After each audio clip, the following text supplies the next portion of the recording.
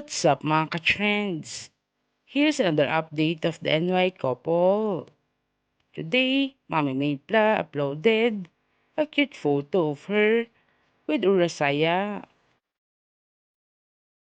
They went to the rest house after Urasaya's work.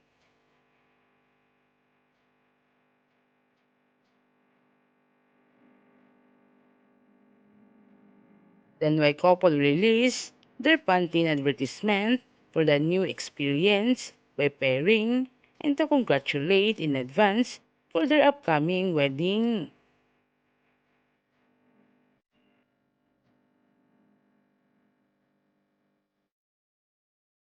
Then my couple was really sweet on cam and guessing in off cam. Rosette Spearband was enjoying her commercial since she started to endorse her number one shampoo.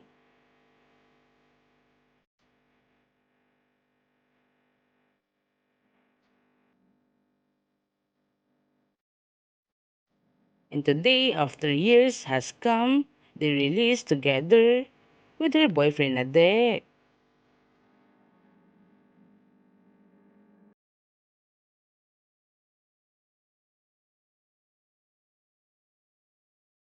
And my couple was really happy and blessed for the opportunity given by the company.